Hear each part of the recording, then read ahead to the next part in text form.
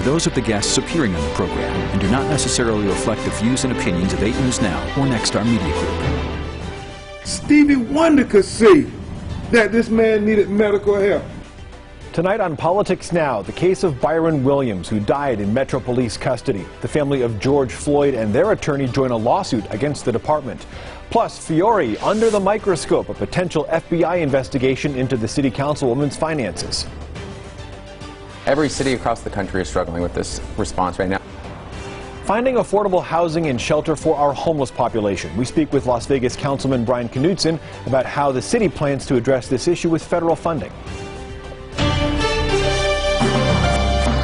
From 8 News Now, this is Politics Now. Thank you for joining us on Politics Now. I'm John Langler, and we start with the death of Byron Williams. He died in Metro Police custody nearly 2 years ago. Video captured Williams saying several times he couldn't breathe during the arrest, similar to the death of George Floyd in Minneapolis last year. Now, Williams' attorney and his family suing Metro Police, and Floyd's family is joining the case. Our I-team has followed the case closely. Vanessa Murphy here with the latest developments. Vanessa? John, as you mentioned, this is a case which attorneys say is similar to the murder of George Floyd, but for the most part, it's gone under the radar nationally. Now some big names in the civil rights community are stepping in. They're calling out the Metro Police Department and the Clark County District Attorney. Byron Williams told officers he couldn't breathe 24 times. Stevie Wonder could see that this man needed medical help. On Thursday, Byron life matters. Civil rights attorneys, including Ben Crump, the family of Byron Williams, and the nephew and brother of George Floyd, demanded transparency and accountability. You have no choice but to think about George Floyd because the situations are similar in so many ways. Byron Williams should not have been killed by the police for riding a bicycle while black. On September 5th, 2019, Metro officers tried stopping Williams for not having a bicycle light. He ran. An officer appeared to put a knee on his back. While Williams repeatedly told officers he couldn't breathe, they did not immediately provide aid or call for medical attention. They joked Williams may just not want to go to jail. Stand up. They got incarcerated. Stand up. Officers turned their body cameras off and then back on while at the scene. Williams was pronounced dead that morning. The Clark County coroner ruled his death a homicide because the prone restraint officers kept him in was a factor, and also noted he had methamphetamine in his system and other health issues. Now the family of Williams is suing 4 officers at the scene, the Metro Police Department, Sheriff Joe Lombardo, Clark County, and the city of Las Vegas. According to a Metro spokesman, all 4 officers named in the lawsuit are currently working. The Clark County District Attorney previously announced they would not be charged. I can't believe that they're still wearing that uniform, that they still have a badge, and they're supposed to protect and serve the community. Lawyers are also calling for an investigation by the Department of Justice and the Nevada Attorney General. We reached out to Aaron Ford's office, and a spokeswoman says they cannot confirm or deny whether they have an ongoing criminal investigation. The legal team for Byron Williams' family also claims that Metro is not releasing all of the footage from the scene. A department spokesman tells me that isn't true, and all footage has been released. In October, Metro announced policy changes following Williams' death pertaining to use of force and body cameras. As we mentioned, this is a story the I-team has been following closely. You can watch our previous reports at 8newsnow.com. John. And what's interesting, Vanessa, of course, Joe Lombardo, the sheriff, is running for governor. I have to imagine this issue will play a part in the campaign as it moves forward as well. Now, earlier in the week, you also had a story about a threat against the daughter of current Governor Steve Sisolak. That's right, John. A woman is charged with leaving an obscenity-filled tirade on voicemail for Governor Sisolak's daughter. We obtained the arrest report for Samaria Burton, who faces a misdemeanor charge. The case dates back to November. Metro Police say Burton was apologetic and admitted to leaving the voicemail. She said she saw a social media post from the governor's daughter about another possible COVID shutdown. She was concerned it could prevent her from spending time with her family family for the holidays. Most of the language in the voicemail we cannot say on television. The I-Team examined the arrest report. We have a closer look at 8newsnow.com. I also talked with Burton's attorney. You can find that there as well. All right, Vanessa, thank you very much. Also, with regards to the governor's office, some changes in his team. His chief of staff and another senior advisor are moving on. Michelle White and Scott Gillies taking new jobs. White says that she will stay on as chief of staff for Governor Sisolak until a replacement is found. Gillies' last day was Friday. Both had been on the governor's staff for 2 years.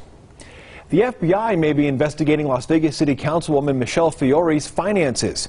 Fellow Councilwoman Victoria Seaman told the Las Vegas Review-Journal the FBI interviewed her over 4th of July weekend. Recently, Seaman and Fiore reportedly had a falling out. The RJ reports Seaman did not explain what finances caught the FBI's attention. However, our I-Team has previously reported on complaints filed with the Secretary of State's office about Fiore's campaign money going to her business or her family members. You can watch those stories as well at 8newsnow.com. Fiore is also Nevada's GOP committee woman responsible for the party's fundraising here in Nevada. It's a problem local governments like to have. Nevada, Clark County, the city of Las Vegas, they have a whole bunch of federal economic recovery money burning a hole in their pocket right now. Clark County, for example, has about $440 million and has to submit a recovery plan to the Treasury Department by the end of August. Commissioners have been holding public meetings to solicit ideas on how to spend that money on affordable housing. Looking at this money as a once-in-a-lifetime opportunity to change generations moving forward. All the money has to be obligated by December 31st, 2024.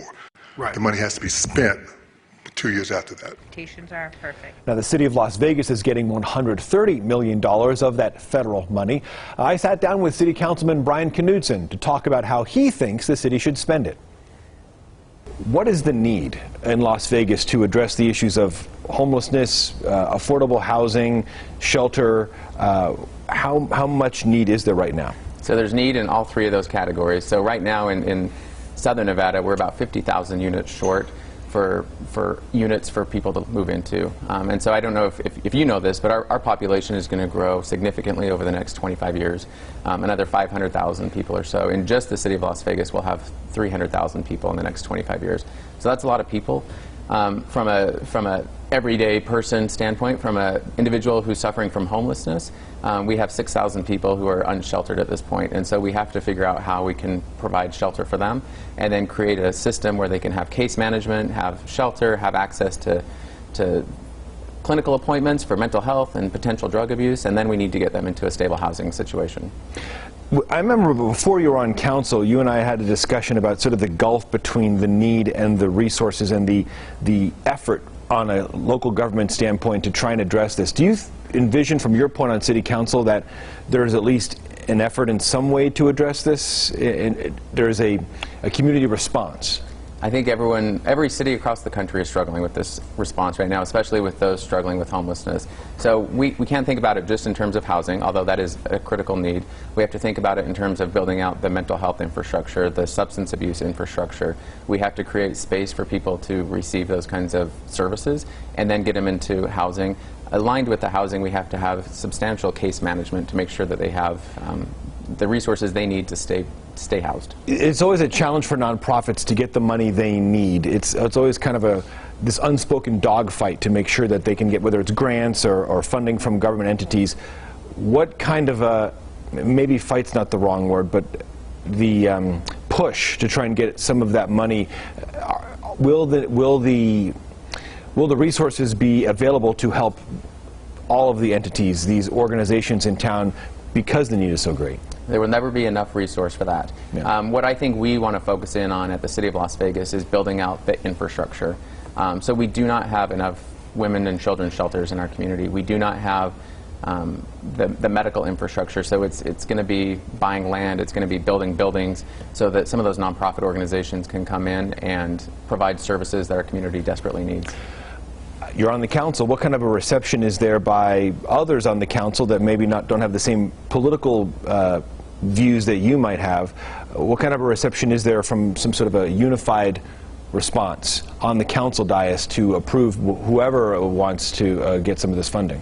I think across the board, whether you're Democrat or Republican, on the city or the county or the state, every elected official is getting those calls asking for support for those who are struggling with homelessness. And so I think across the board, we all understand the need to build out housing.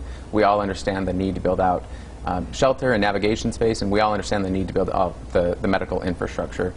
So I don't think you're going to see a big diversity in thought on that. I think we will have really good conversations around which organizations are best to do it. I think we're going to have really good conversations about where we want to prioritize, if we want to spend time on building transitional housing, if we want to spend time on building sheltering space, if we want to spend time and money building out the medical infrastructure. I think we're all going to have diversity of thought there, and that's what makes our city great, that's what makes our county great, that's what makes the country great, diversity of thought.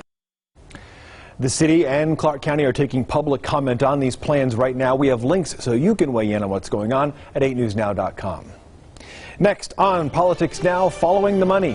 What's been raised for congressional races and who's lining up a run for the Senate. Plus, dealing with drought, the several fronts Nevada is working on to try and keep the Colorado River from sinking further. This is 8 News Now. Tonight on Politics Now, we are following the money. With a key reporting deadline this week, we're going to take a look at the campaign fundraising for the second quarter. And first, as you see behind me there, Congresswoman Susie Lee in Congressional District 3. The Democrat raised $600,000 and says she has more than $925,000 in cash on hand. 4 Republicans have filed to run against her. April Becker, who narrowly lost a state Senate race last year, has raised the most money. She's raised $143,000 and only spent about $10 grand so far. Mark Robertson has raised $69,000. Up next, Congressman Stephen Horsford in Congressional District 4. He has raised about $570,000. He says he has $1.2 million on hand right now. Republican challenger Sam Peters has raised the most from the Republican side, spent about $20,000 of it so far.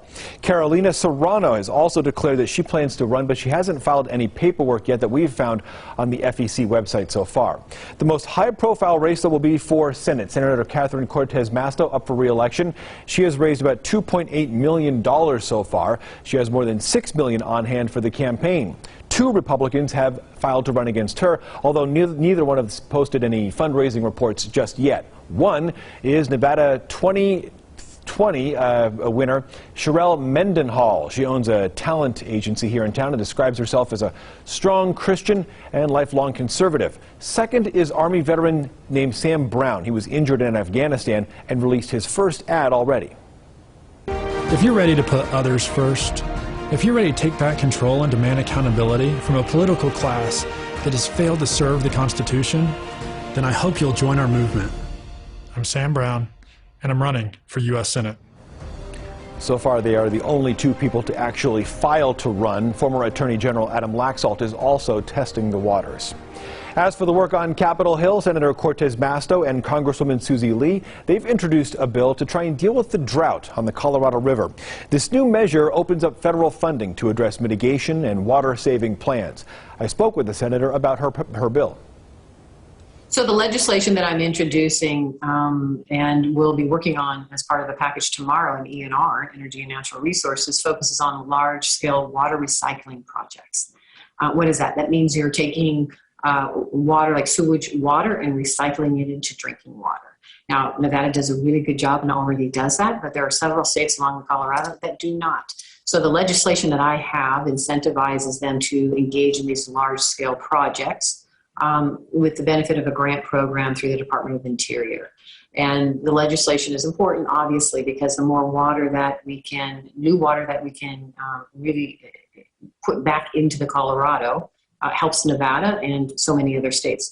Is there, in your view, a willingness on farmers, on other states, organizations upstream from Nevada to want to take advantage of a grant program like this? Absolutely, and that's the goal here is, listen, we are all the states that border the Colorado and take water from the Colorado. Of all the states, we all have to work well together, and we do. The collaboration is so important for us, particularly as we all seek the water off of the Colorado for our communities. And that is a working relationship. It requires the federal government to work with us. The Department of the Interior or oversees, or is the the keeper of the law of the river, and the Bureau of Reclamation, which is just as important for the hydropower that comes from the Colorado River as well. So yes, there is a collaboration, and we've seen it in Nevada, the conservation that can happen when community members, everybody comes together to recognize that really drought is our norm, and we have to plan for that. We have to understand it, and we have to conserve our water, and we have to make sure that we are conserving it and preserving it for future as well. Now, that bill did pass the first hurdle in Capitol Hill and made it out of its first committee this week. We'll keep you posted. Next on Politics Now, are changes coming in Cuba. We'll have a look at the protests gripping that country and how Cubans living here in Las Vegas are showing their solidarity. You're watching Politics Now. Recently, protesters have been filling the streets of Cuba, rallying against the communist government there. The Cuban protests have been triggered by food shortages, rising prices, and the government's response to more COVID-19 infections. Well, on Tuesday, hundreds of people marched in solidarity right here in Las Vegas. I think it's very important for our voice to be heard, since we are such a big country. The more we go out, the better it is. If Cuba is on the streets, we can be on the streets as well. We need everybody to open their eyes, because the reality is that we're hurting a lot. Protesters are also calling on the U.S. government to intervene. On Monday, President Biden released a statement saying the United States calls on the Cuban regime to hear their people and serve their needs at this vital moment. The Homeland Security Secretary says the U.S. will not give any additional help to folks fleeing Cuba by boat. In Washington, the Biden administration is assigning more people to work on the backlog of DACA applicants, the Dreamers. Since the program reopened in December, there were more than 81,000 new applicants. Only 1,900 have been processed. Another 13,000 renewal requests are waiting. Senator Cortez Masto has been one of those on Capitol Hill pressing the administration to deal with this backlog. Senate Democrats have unveiled a draft bill to decriminalize marijuana nationwide. It would remove pot from the federal controlled substances list, give cannabis businesses access to banking. It regulates and taxes marijuana sales and clears records for non-violent marijuana crimes. There is some pushback, but Democratic leaders say federal pot laws disproportionately hurt minorities. In 2019, there were more marijuana arrests than all other violent crime arrests combined, and the majority of those were for simple possession. It's invested in by tobacco, alcohol, and pharma. The drug is much more potent and much more addictive than it's ever been. Talk about this, Alex Limon from our Washington, D.C. bureau. Alex, here in Nevada, we've had recreational marijuana for 4 years, and a problem we've heard from the very beginning, banks won't work with them. So how does this help solve that? Well, that's right. Right now, banks cannot work with marijuana-related businesses because marijuana is still illegal on a federal level, both sales as well as possession. But what this proposal from some of the top Democrats in the Senate would do is remove marijuana from the federal controlled substances list, in essence decriminalizing it and taking away also a lot of the enforcement, because it would actually shift the enforcement of marijuana-related matters from the Drug Enforcement Agency that handles it now to the Food and Drug Administration. And so the idea is that instead of criminalizing it, the government could instead regulate and even tax marijuana sales. So it would be a complete game changer for those banks to be able to work with dispensaries and grow operations and other related businesses. What potentially would be sort of wiped clean? Well, so what the authors of this bill want is for anyone who has low-level, non-violent marijuana-related convictions like simple possession to be able to expunge their records, and also for people who are still currently serving time to be able to petition to have their sentences reduced, again, for those similar low-level, non-violent type of offenses. All right, so what's the reaction on Capitol Hill, especially from Republicans on the other side of the aisle? Any idea if this has even a chance of passing? Democrats would have to get 10 Republicans, along with every single Democrat in the U.S. Senate, to agree to this proposal in order to make it law. That's probably going to be pretty difficult. There are obviously many conservative Republicans who feel that marijuana should not be decriminalized, and some who even feel that this bill, in essence, legalizes it. While it doesn't force states to allow the sale of recreational marijuana, again, you're taking away that federal enforcement arm. So they say, in essence, it does legalize it. However, Senator Chuck Schumer is trying to remain positive. He said that if cities and states, very conservative states like South Dakota, can in fact pass decriminalization laws, then he feels that it should be possible on a federal level as well. And he said he's going to put his clout and his weight as majority leader to try to get this initiative through the Senate. And that was Alex Limon reporting from Washington, D.C. Next on Politics Now, trying for diversity in pot ownership. We're going to talk about the meeting that figures out rules for pot lounges moving forward. This week in What to Watch, how will pot lounges, how will those licenses be handed out moving forward? On Monday, there will be a meeting held with the cannabis equity and inclusion community to try and talk about it. One of the requirements is half of the licenses would be handed out to social equity applicants. This meeting will figure out exactly what that means and who counts as a social equity applicant. Of course, the pot lounges approved in the last legislative session. We'll have that for you coming up next week as well. Also, we're going to keep following the changes with the coronavirus regulations. The state saying that possibly folks should be wearing masks even if you're vaccinated inside a recommendation. We'll continue to follow those changes as well moving forward. With that, we thank you very much for watching Politics Now. For the latest in political news, head to 8newsnow.com, and we'll see you right back here next Saturday. Thanks for watching.